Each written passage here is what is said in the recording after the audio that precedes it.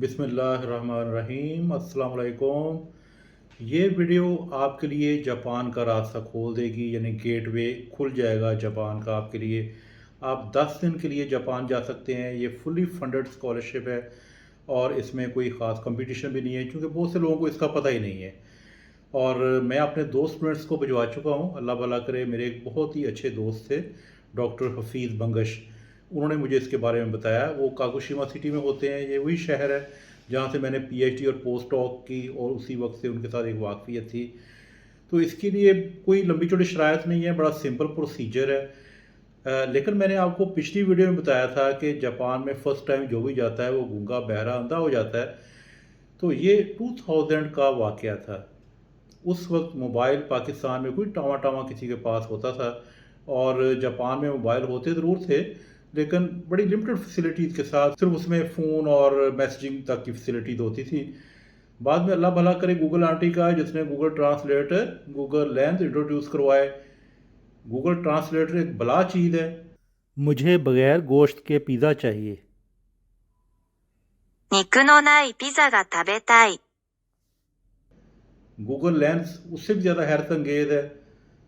और इसके अलावा नेविगेशन, इन सब चीज़ों ने लाइफ बहुत आसान कर दी। अब किसी भी कंट्री में लैंग्वेज का कोई प्रॉब्लम नहीं रहा, आप बड़े मज़े से घूम फिर सकते हैं। और दूसरा, जापान गवर्नमेंट ने अब ये भी काम किया है कि जो उस वक्त नहीं था, अब उन्होंने इंग्लिश में भी ये इन्फॉर्मेशन देनी शुरू कर दी है। तो इसलिए आप इस स्कॉलरशिप को टारगेट करें। पिछली वीडियो में मैंने यामागुची का बड़ा जिक्र किया था, यानी 4 in 1। यामागुची में यामा का मतलब है पहाड़ और गुची का मतलब मुंह, यानी पहाड़ जैसा मुंह। हालांकि अच्छी भली उसकी शक्ल थी, पता नहीं वालदैन ने क्या सोची उसका ये नाम रखा। तो पहाड़, दरिया, ये सब उनके लिए देवता है, यानी गॉड्स हैं। तो वो मुतबरक समझ के ये नाम रखते हैं। इसी तरह हम कावासाकी, हम मोटरसाइकिल के नाम से जानते हैं, लेकिन वहाँ ये लोगों का नाम है। कावा का मतलब दरिया, साकी का मतलब शराब, यानी शराब का दरिया। ये स्कॉलरशिप जिसकी मैं बात कर रहा हूँ, इसका लिंक डिस्क्रिप्शन में मौजूद है। ये 10 दिन तक का स्टे होता है वहाँ पे, और इसके लिए आप हाई स्कूल के स्टूडेंट हैं, कॉलेज के, यूनिवर्सिटी के आप स्टूडेंट हैं, या फैकल्टी हैं, या स्टाफ हैं, सब के सब एलिजिबल हैं। एज 40 साल से आपकी ज़्यादा नहीं होनी चाहिए, और जापान पहले ना जा चुके हों। सिर्फ ये दो शराइत हैं जो आप में से बहुत से लोग पूरी कर रहे होंगे। आपने करना सिर्फ ये है कि जापान में कोई वाक़ुफ़ बंदा जो ढूंढना है, आपने जापान में कोई लिंक ढूंढना है जो वहाँ से आपको इस स्कॉलरशिप के लिए इनवाइट कर सके। जब वो इनवाइट करेगा तो आपको एक फॉर्म देगा। वो सिंपल सा फॉर्म है जो आप फिल करेंगे। और मज़े की बात यह है कि ये फुली फंडेड, इसमें कोई आपका खर्चा नहीं होना।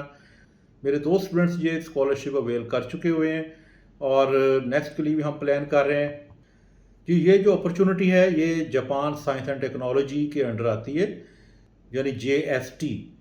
इसके अंडर प्रोग्राम है सकूरा एक्सचेंज साइंस प्रोग्राम। पहले ये सिर्फ साइंस स्टूडेंट्स के लिए होता था, बाद में इन्होंने आर्ट्स के लिए भी ओपन कर दिया है। ये फैसिलिटी ना सिर्फ स्टूडेंट्स के लिए है, बल्कि फैकल्टी के लिए भी है। आप कॉलेज के स्टूडेंट हैं, इवन के हाई स्कूल के भी हैं, यूनिवर्सिटी के हैं, तो आप अप्लाई कर सकते हैं। आप फैकल्टी हैं तो आप एज ए सुपरवाइज़र डेलीगेशन के साथ जा सकते हैं। तो आपने करना सिर्फ ये है कि अपने टीचर से बात करनी है, उनको इस फैसिलिटी के बारे में, अपॉर्चुनिटी के बारे में बताना है।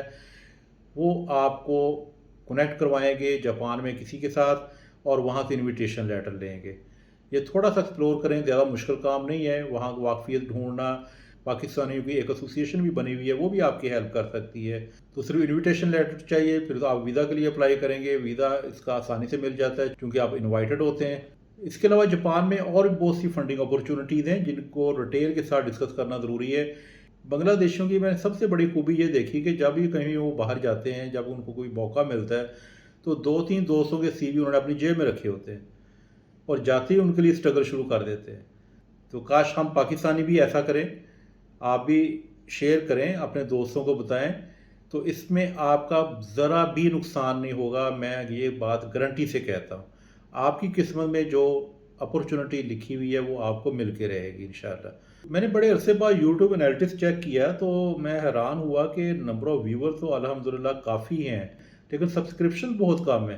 تو جب آپ سبسکرائب کرتے ہیں تو اس کا صرف مجھے فائدہ نہیں ہوتا، بلکہ آپ کو بھی فائدہ یہ ہوتا ہے کہ آپ الرٹ لگا دیتے ہیں، اور جیسے ہی نیکسٹ ولاگ اپلوڈ ہوتا ہے آپ کو فوراً اس کی اطلاع ہو جاتی ہے۔